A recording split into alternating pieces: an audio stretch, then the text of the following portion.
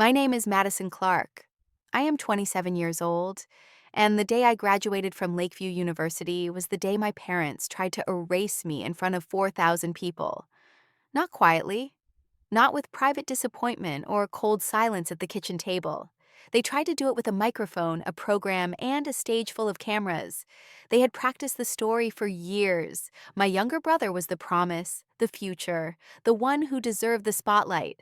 I was the complication, the mood, the mess. That story worked right up until the moment the spotlight hit me and the script froze. The ceremony took place in the basketball arena, the kind of place that always smells like varnished wood and popcorn even when there is no game. Graduation banners hung from the rafters. Families packed the seats in clusters of color and nerves.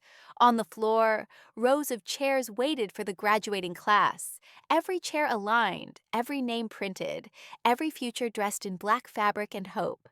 Outside, late May sunlight turned the campus trees into glossy green fireworks.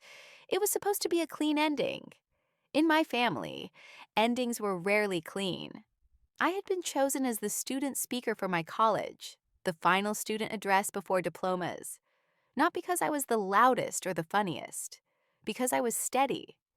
I had built my life out of steadiness, the way some people build a house out of brick, one small decision at a time, one boundary at a time, one careful proof that I was not the person my parents described when they thought nobody was listening. When the email came from the dean's office, my friends in my apartment screamed like I'd won the lottery. Priya jumped onto the couch.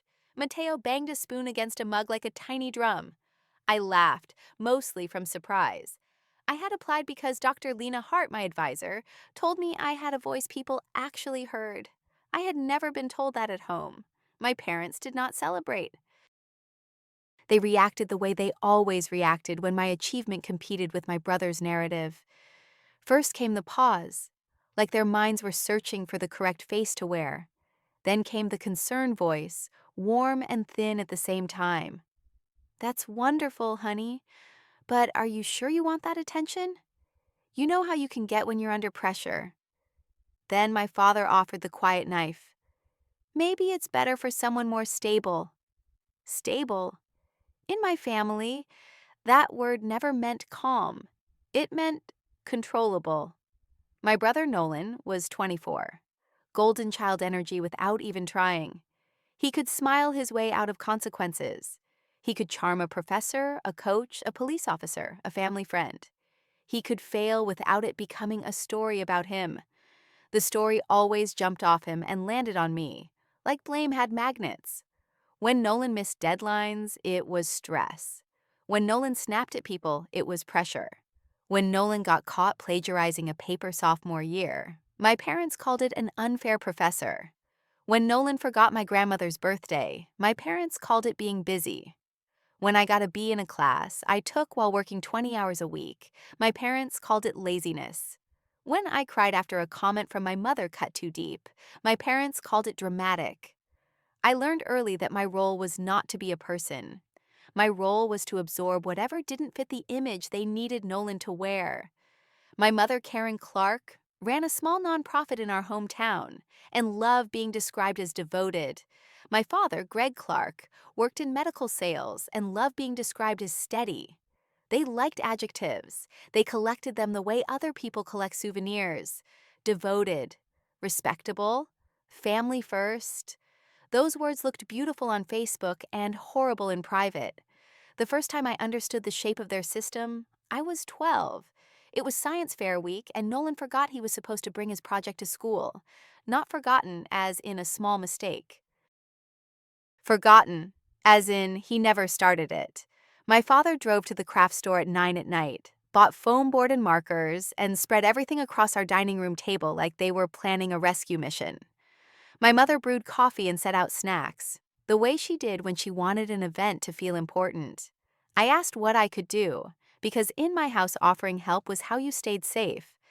My mother handed me Nolan's worksheet and told me to write the labels neatly, because Nolan had important thinking to do.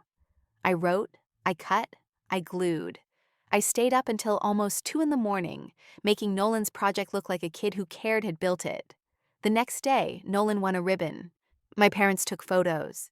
My mother posted them online with a caption about how proud she was of Nolan's work ethic. That night, my mother noticed a smudge of glue on the dining room chair and snapped at me for being careless. When I reminded her I had stayed up helping Nolan, my father gave me a look that meant stop. In our family, my labor was invisible, and Nolan's image was sacred. At 15, it was my turn to have an event. My choir had a solo section, and I had practiced for weeks. My grandmother June promised to be there. She never missed my events unless she physically couldn't. On the night of the concert, my parents arrived late and sat near the back. Nolan arrived earlier and convinced my mother to sit beside him in the front row because his friends were there, and he wanted to look supported. When the solo happened, I saw my parents' heads bent together in conversation. After the concert, my mother hugged me with one arm and told me I had done fine. But Nolan looked bored, so we should leave quickly. It sounds small, the kind of thing you can shrug off if your family loves you in other ways. But my family didn't love me in other ways. My family loved the story of being a good family, and Nolan fit that story better. He was easier to praise because praise stuck to him like glitter. I was harder to praise because praise threatened the system. If I was good, then why were they treating me like a problem? My parents didn't want to answer that question, so they avoided it. When I was 16, Nolan got caught drinking at a party. A parent called my mother because photos were circulating online. My mother cried in front of the other parents as if grief proved innocence. My father talked about how hard it is to raise teenagers. Then my parents turned to me in the kitchen and asked why I hadn't been watching Nolan more closely. I was 16 too. In their world, I was the backup parent for their son and the convenient villain if anything went wrong. I tried to argue. I tried logic. Then I tried silence. Neither worked. Fighting didn't change their minds. Fighting just made me a better villain. I learned to survive by staying small. I learned to read a room the way some people read a map. I learned what my mother's smile meant when it tightened at the corners. I learned what my father's quiet meant when he stared past me. I learned to choose words carefully, to carry my emotions in my pockets instead of my face. I learned the kind of control that looks like maturity to outsiders and feels like suffocation to the person doing it. College was my escape hatch. I chose Lakeview because it was 5 hours away, far enough that I could breathe, close enough that I could visit my grandmother. I studied public health and data analysis, partly because I cared, partly because numbers don't let people rewrite them as easily. I worked in the campus clinic, tutored on weekends, and took internships every summer.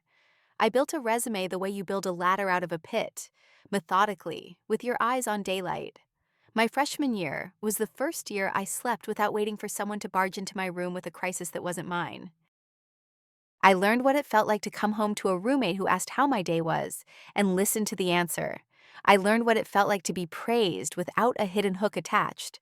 Dr. Hart, my advisor, did not use praise like a leash. She used it like a mirror. Then Nolan came to Lakeview a year later. My parents loved that. They called it keeping the family close. It was really keeping Nolan close to my oxygen. Whenever Nolan struggled, my parents asked me to handle it. When Nolan skipped classes, I was supposed to check on him. When Nolan fought with his roommate, I was supposed to mediate. When Nolan didn't get into his first choice major, I was supposed to talk to the department advisor because I knew how the system worked. I did it at first. Then I stopped. Stopping was not dramatic. It was quiet. It was a series of small no's that my parents treated like crimes. No, I can't email your professor. No, I can't write your appeal letter. No, I can't fix the consequences you earned. Every no made my parents' voices sharper. Every no made Nolan's jokes meaner. Every no made the family story grow more urgent. Madison is getting difficult. By junior year, I learned something important. People who benefit from your silence don't interpret boundaries as a neutral choice. They interpret boundaries as an attack. And when they feel attacked, they go looking for a weapon. My parents' favorite weapon was reputation. They smiled, they hinted, they told stories with just enough detail to make listeners fill in the worst assumptions on their own. They could ruin you with concern. In March, My parents hosted a family reunion dinner at their house. They called it a celebration of togetherness, but it always functioned like a jury panel. Aunts, uncles, cousins, and family friends arrived with casseroles and opinions. Nolan worked the room like a politician, laughing too loud, hugging too long, collecting praise. My parents kept steering conversations back to him, his job prospects, his leadership, his big heart. Whenever someone asked about me, my mother answered before I could. She talked about how driven I was, how intense, how I sometimes took things too hard. She used the same careful phrases I had heard my whole life. Not accusations, worries. The kind of worry that makes listeners nod without asking questions. At one point, I stepped into the hallway and heard my father speaking to my aunt in a low voice. He described me as sensitive and unpredictable, then added that Nolan had been carrying so much because he was always trying to keep me calm. My aunt made a sympathetic sound. My father paused like a man watching a story settle into place. That night, I sat in my childhood bedroom, staring at the glow of my phone, and finally understood the full strategy. My parents were not reacting to me. They were manufacturing me. They were building a version of Madison that justified how they treated the real one. And because they were doing it politely, people were letting them. I drove back to campus the next morning and promised myself I would never let them describe me in rooms where I wasn't allowed to speak again. I started hearing it in other people's voices. Aunts who asked if I was doing okay. Family friends who hugged me too long and told me I seemed sensitive. My mother's nonprofit board members who complimented my resilience. Everyone used the same words. It was like my parents had handed them a script. It leaked onto campus. During senior spring, I applied for a competitive fellowship program in health policy. One interviewer asked gently whether I had a strong support system. The tone was too careful. Later, Priya showed me an email she'd received from an unknown account, an anonymous friend, warning that I could be dramatic and unpredictable. Priya saved it because it felt wrong. The more I paid attention, the more I saw the pattern spreading. A professor who had been enthusiastic about writing me a reference letter suddenly became cautious, asking whether I felt ready for high-pressure work. A supervisor at the campus clinic pulled me aside and asked if everything was okay at home. That question was kind, but it was also a clue. Someone had been whispering. Even Nolan's friends treated me differently. A few started making jokes about me being the serious sister, the emotional sister, the sister who overthinks. Those jokes didn't come from nowhere. They sounded like echoes. I considered confronting my parents about it, but confronting them was like shouting into a mirror. They would deny, then perform hurt, then accuse me of imagining things. So instead, I started collecting details the way I collected data for my classes. Dates, messages, the exact wording of a voicemail, the same phrases repeated in different mouths. If my parents wanted to turn my life into a story, I was going to keep the original draft. Meanwhile, Nolan's own senior year started collapsing. He was on academic probation. He lost a leadership position for skipping meetings and missing budgets. He applied for an internship through my mother's connections and didn't show up for the first week. My mother blamed the coordinator for being unsupportive. My father blamed the economy. Nolan blamed everyone. And my parents made a decision. If Nolan couldn't earn the spotlight, they would borrow mine. I didn't see the plan clearly until 2 weeks before graduation, when Dr. Hart asked me to stop by her office. Her office smelled like tea and sticky notes. She closed the door and told me the truth without decorating it.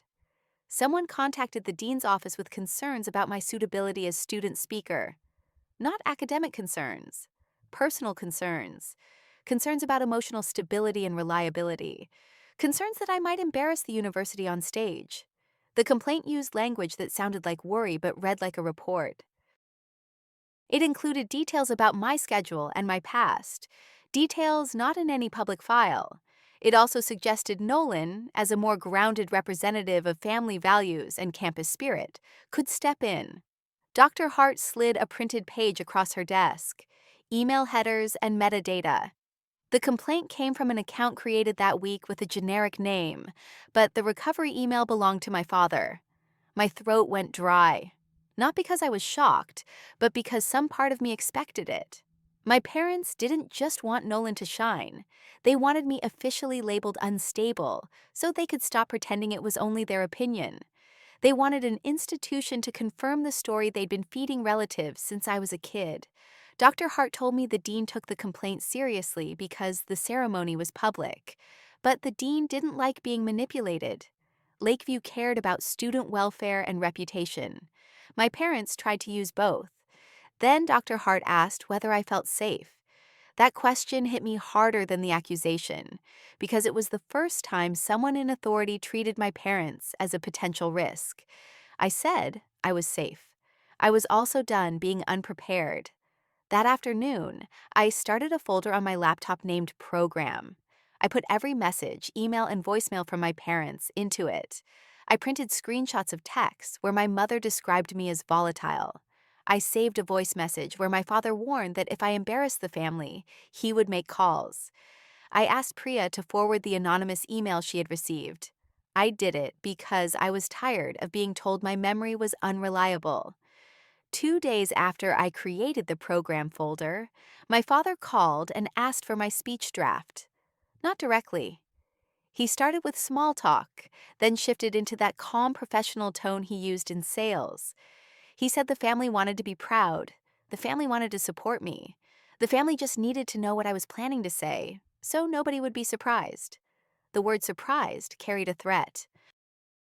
When I told him the speech was for the university, not a family performance, his tone hardened. He reminded me that my mother had connections, that the world is smaller than I think, that a young woman can get a reputation she never intended.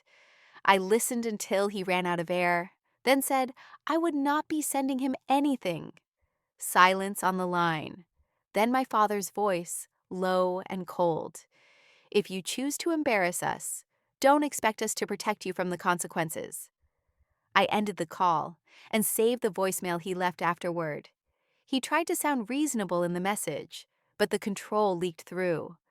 In the next hour, my mother texted a string of messages that alternated between hearts and guilt. I saved those too.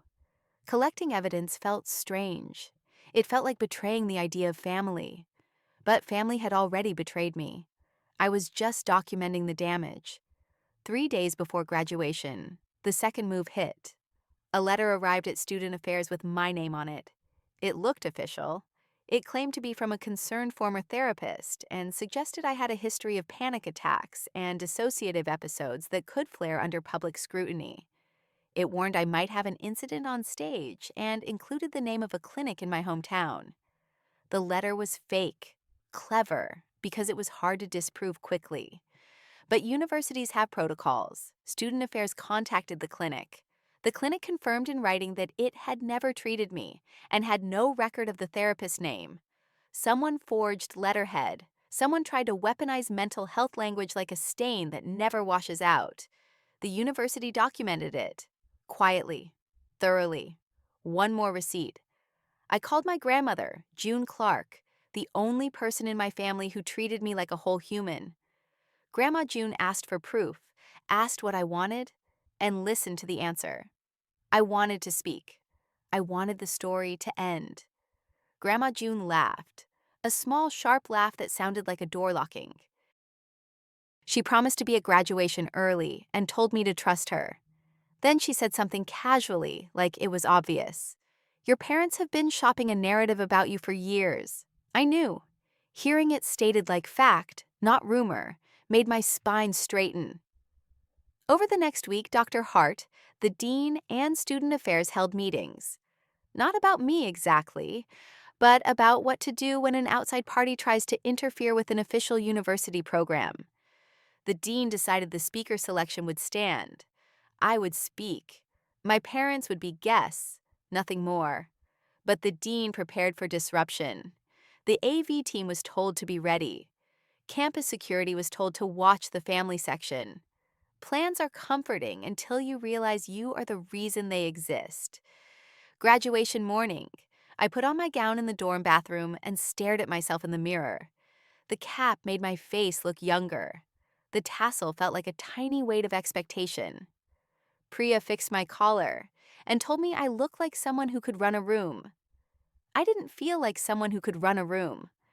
I felt like someone who had survived one too many rooms and finally learned where the exits were. My parents arrived with Nolan, dressed like a family photo. My mother wore pearl earrings and a smile that looked generous from a distance. My father wore his calm face, the one he used in sales meetings. Nolan wore a suit under his gown because he liked looking important. They waved from the stands like supportive parents.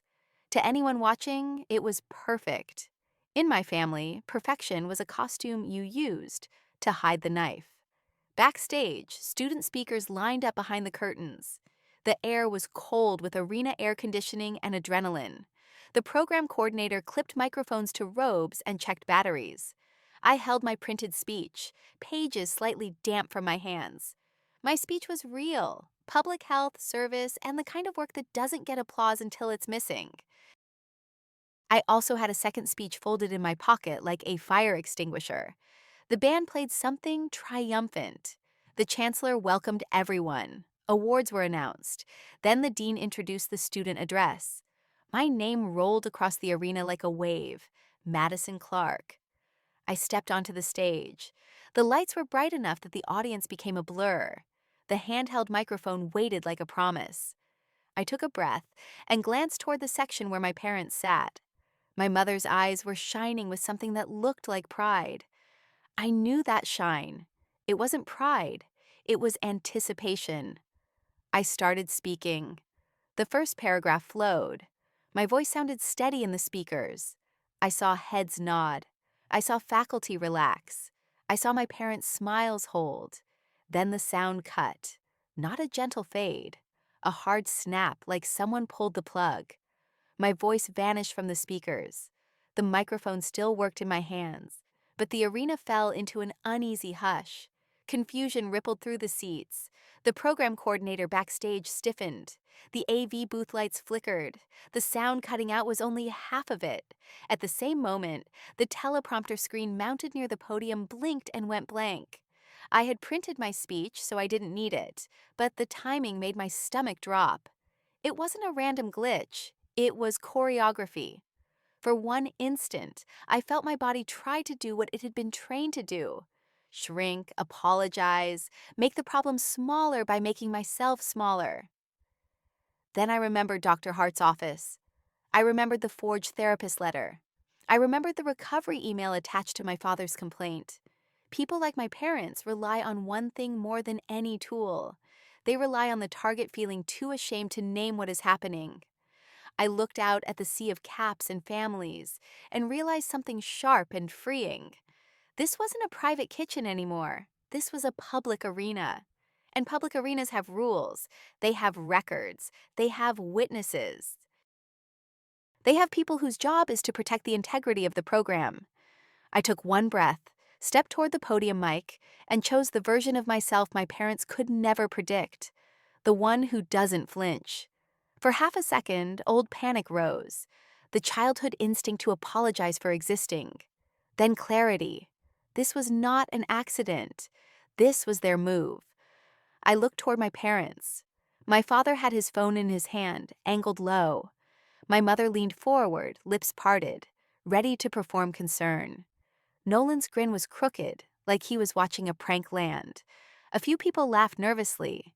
A few shouted, "Fix the mic." A faculty member on stage glanced at the dean. The dean raised one hand for calm. I didn't wait. I stepped away from the dead mic and moved to the podium, which had a backup wired microphone on a separate channel. I leaned in and spoke. If you can hear me now, thank you for your patience. There are times when technology fails, and there are times when people try to make technology fail. Later that afternoon, after the photos and the hugs, the dean asked me to come to her office for a brief debrief. The dean didn't treat it like gossip. She treated it like a security incident. She asked whether I wanted to press charges for the attempted disruption. She explained the university could file a report regardless, but my statement would matter. I sat in her office and felt the weight of that choice. I didn't want my life to become a legal battle. I also didn't want my parents to learn they could try again without consequences. We decided on a boundary that matched the moment, a no trespass order on certain university spaces for the rest of the summer events, and a formal letter documenting the interference and warning against future contact with staff about me. The dean also offered something I never expected from a stranger: reassurance without conditions. She told me that my parents' behavior did not reflect on my professionalism. She told me that weaponizing mental health language was unacceptable. She told me that the university had my back. I left her office feeling a kind of grief I couldn't name at first. Then I recognized it. It was grief for how normal that support should have been. It was also relief. For once, an institution had seen my parents clearly. The room snapped into a tighter silence. The dean turned her head slightly, alert. The AV manager stood up in the booth. I continued, calm, not loud. I am still going to give my speech today. And I am also going to address something important about community responsibility. Because communities are not only built by who gets applause, they are also defined by who gets silenced. My parents expected me to freeze. In their script, I was always the one who froze. The dean stepped closer, not to stop me, but to stand beside me, a quiet signal that this was still official. Then the dean nodded once. Permission. I held up the folded page from my pocket. For weeks, someone attempted to remove me from this stage by sending false concerns to the university. The concerns were about my stability, my reliability, my capacity to represent this class. The concerns were not filed by faculty. They were filed by a family member. A ripple moved through the crowd. Students leaned forward. Faculty exchanged looks. The dean did not flinch. I did not name my parents yet. I didn't need to. I let the truth hang like a bell that had been struck. There are people in the audience who have spent years shaping a story about me to make someone else look better, to make someone else look cleaner, to make someone else look like the only worthy outcome. That story is called reputation. And sometimes reputation is not earned. Sometimes it is manufactured. My mother stood halfway from her seat. My father's face tightened. Nolan turned pale. I looked directly at my family section. And now, because this is a university ceremony, we are going to do what universities do. We are going to look at evidence. The dean lifted her microphone and addressed the audience, voice steady. In light of an attempted interference with the program, the university will briefly clarify the situation. We ask the audience to remain seated. This will be handled professionally. Behind us, the large screen changed. The university seal appeared, then a slide titled Program Integrity Notice. The AV team had been ready. The next slide displayed an email header with student information redacted, but visible account recovery metadata. The recovery email was not redacted. It was my father's. Another slide followed, a confirmation from the clinic that the supposed therapist letter was fraudulent. Then a third slide, a time-stamped AV control log showing a guest device accessing the audio channel at the exact moment my mic went silent. The device name was plain and factual: Greg Clark iPhone. The crowd did not cheer. The crowd did something colder. They understood. My mother tried to move into the aisle. Campus security stepped forward calmly and blocked her path with polite firmness. The audience watched. My mother's face flickered between outrage and tears. She chose tears because tears were her favorite tool. I returned to the podium mic. I didn't scream. I didn't insult. I didn't have to. I said one sentence that had been trapped in my throat for years. You do not get to call me unstable just because you can't control me. That sentence landed because every student in that arena knew what it felt like to be labeled by someone who benefits from your silence. The dean signaled the AV booth again. A transcript appeared on the screen, a voicemail message from my father that I had provided to student affairs. His words appeared in plain text. If you make us look bad, I will make calls. I will make sure people know what you're really like. No context, no excuses, just control. My mother's sobs turned to anger. She shouted about disrespect and family values. The sound system did not pick her up. For once, she was not amplified. Then Nolan tried his move. He stood with a smile that didn't reach his eyes and suggested he could represent the graduating class with positivity and keep things uplifting. The dean looked at him and said one syllable, "No." And then I did the thing that surprised even me. I did not use my second speech. I did not keep the ceremony in crisis longer than it already was. I went back to my original address, about public health, about service, about systems that protect people instead of punishing them. My voice stayed steady. My hands stopped shaking. The arena listened in a way that felt like respect, not pity. When I finished, the applause was strong and sustained, the kind that says we saw what happened, and we are not going to pretend we didn't. After the ceremony, graduates flooded the floor with families and flowers and phones. My parents tried to approach. Campus security redirected them toward an exit. The dean's assistant handed my father a formal notice. An incident report would be filed regarding attempted program disruption and attempted misconduct reporting. The assistant's tone was procedural. Procedure is what happens when someone tries to turn a personal lie into an institutional one and fails. My father looked stunned. My mother insisted she only wanted to protect me from embarrassment. The word protect sounded like poison. Nolan did what he always did when the spotlight turned harsh. He vanished. I found Grandma June by the arena exit, standing straight with a cane she didn't truly need. She hugged me with the force of someone who had waited years to do it. Then she told my parents they were not invited to the graduation dinner she had planned. She told them she was done funding the idea of Nolan. She told them that if they wanted a relationship with me, it would begin with accountability, not performance.